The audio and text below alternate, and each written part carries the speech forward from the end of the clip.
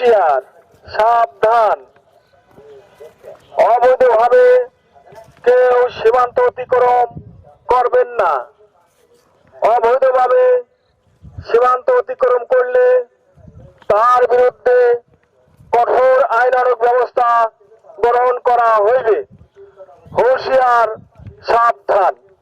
BSF চেষ্টা করতেছে তাদের সীমান্তের বাতিগুলো নিভিয়ে বিভিন্ন জায়গায় পুশিং করার চেষ্টা করতেছে, বাট আমরা এই গোয়েন্দা তথ্য অনুযায়ী পূর্বেই আমাদের কাছে গোয়েন্দা তথ্য ছিল, সেই অনুযায়ী আমরা আমাদের এই এলাকায় জনবল বা টহল ব্যাপক আকারে বাড়াই এবং আমাদের বিভিন্ন প্রকার টর্চ লাইট, মাইকিং, তারপরে গোয়েন্দা তৎপরতার যে বিভিন্ন রকমের মাধ্যম আছে তাদের মাধ্যমে আমরা এই এলাকায় টহলটা বৃদ্ধি করি।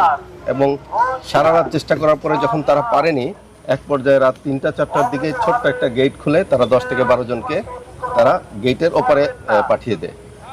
জিরো লাইনের ভারত সীমান্তের অভ্যন্তরে তারা অবস্থান করে।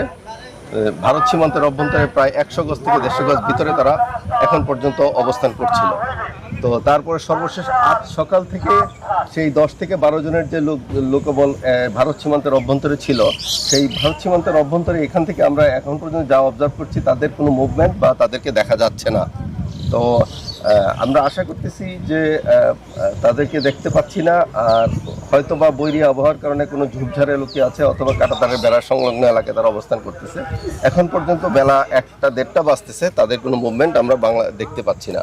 আমাদের টহল জোরদার করা আছে, এই পর্যন্ত কোনো লোকের কোনো মুভমেন্ট এই পাশে করার কোনো প্রশ্নই আসতেছে না। আচ্ছা, এখানে যে 12 জন আছে তার মধ্যে একজন বাংলাদেশি আছে, তার পরিবার এখানে আসছে, তার শ্যামনগর বাড়ি, পরিবারের সাথে আমার কথা হয়েছে, এটার উপর একটু বলেন তো। না, এখন হতে পারে সে বাংলাদেশি, সে ব্যাপারে আমি কোনো রকমের মন্তব্য করতে চাচ্ছি না, বাট তিনি যদি কোনোভাবে তাদের সাথে কথা বলার জন্য ফিজিক্যাল দেখা করার জন্য, সেটা বাংলাদেশের নিরাপত্তা অথবা ভারতের নিরাপত্তার কারণেই তাকে আমরা জিরো লাইন ক্রস করতে দিতে পারি না, সেটা খুবই স্বাভাবিক।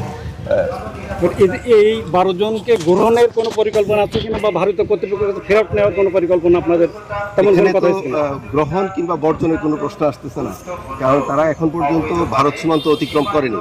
তারা ভারতের যে সীমান্তের অভ্যন্তরে যে কাঁটাতারে বেড়া আছে, সেটাও আরও 150 গজ ভিতরে, সেটা জাস্ট ক্রস করেছে। তার মানে সীমান্ত রেখা তারা ক্রস এখনো ভারতের সীমান্তেই অবস্থান করছে। তো গ্রহণ কিংবা বর্জনের কোনো প্রশ্ন আসতেছে না।